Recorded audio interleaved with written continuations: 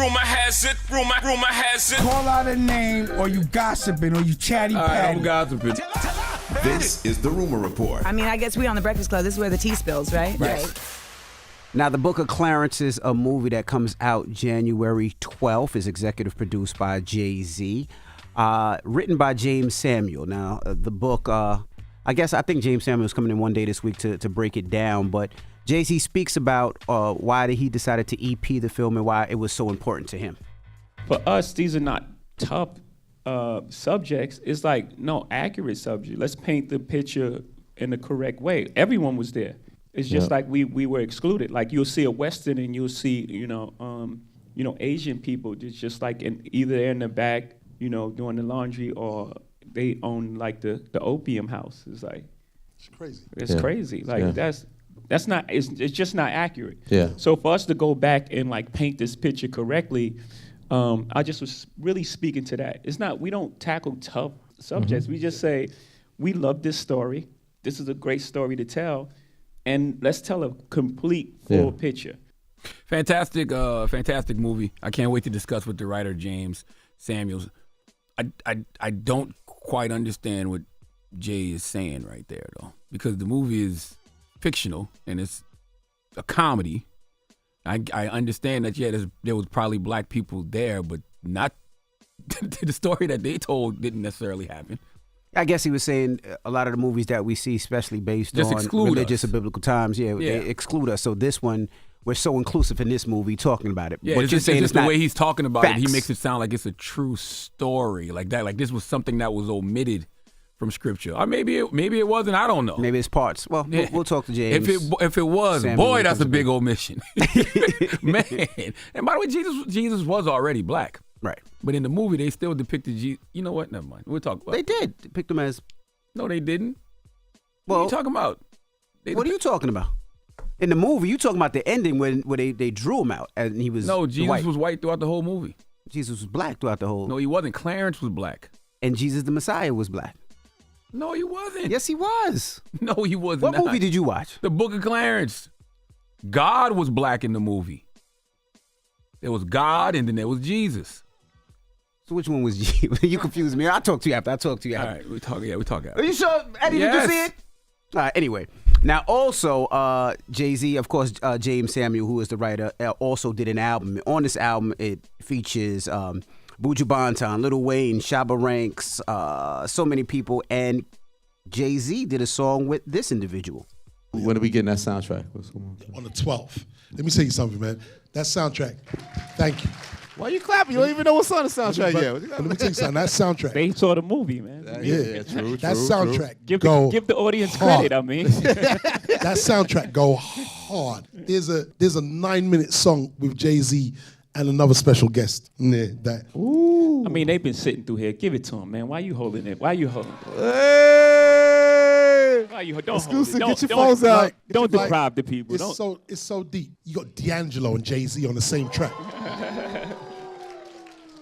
Like 9 minutes, 33 seconds of absolute soulful biblical bliss. Well, you and D'Angelo, Hov?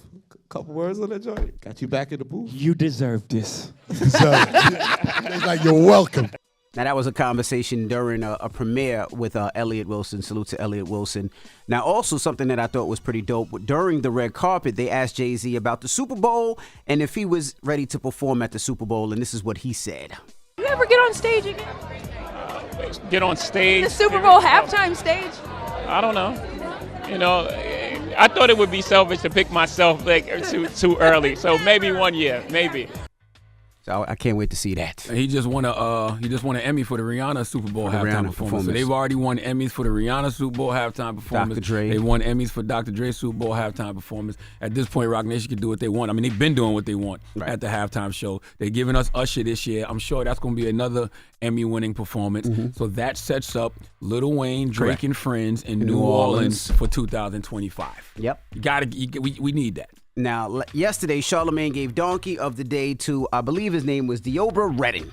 That was the gentleman, if you don't remember, he jumped on the judge after the judge gave him some time. Well, he was back in court yesterday, but they were prepared for his ass yesterday. The out-of-control defendant who leaped over the bench to attack a judge was back in court today. A spit hood covering his head, his hands in shackles with special coverings. At least 8 court officers stood at the ready if he tried anything. He also faced the same judge he attacked when he made that flying tackle over the bench last Wednesday.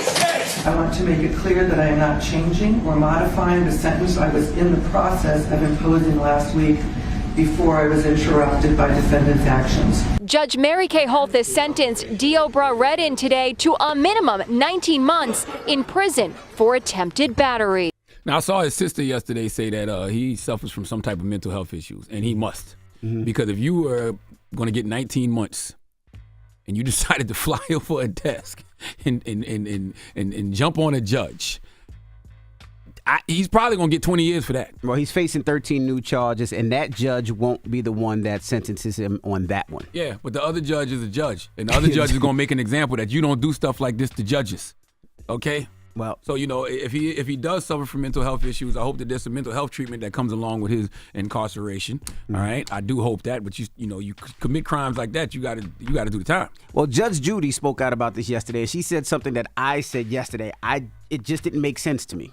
Convicted felon who just recently attacked a judge in Clark County. I saw the video. Insane. What are your thoughts on that? I was actually shocked that this defendant managed to get as far as he did without somebody shooting him. But it probably happened in a second. So fast. That once he was there, there were too many people. But I was actually shocked that somebody managed to get as close to her and on top of.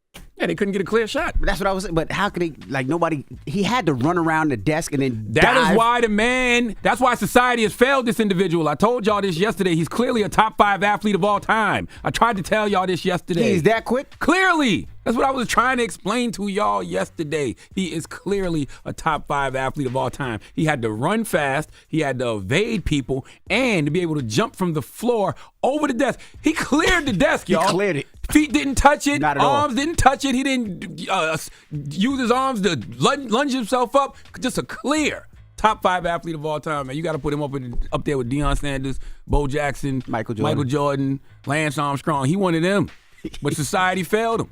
You know what I mean? He said Lance Armstrong, Michael Phelps. And still had the energy to fight. I haven't seen that kind of athleticism since I seen that brother jump in that water in what was that, Alabama? Alabama. And swim over to Alabama, and then climb up on top of the thing, and then start fighting. Yeah. Boy, there's some athletes out here.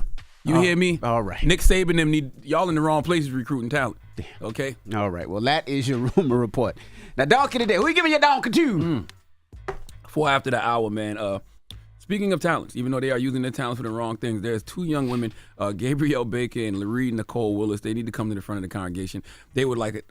We would like to have a word with them. Okay. All right. We'll get to that next. It's The Breakfast Club. Good morning. Wake that ass up. Early in the morning. The Breakfast Club.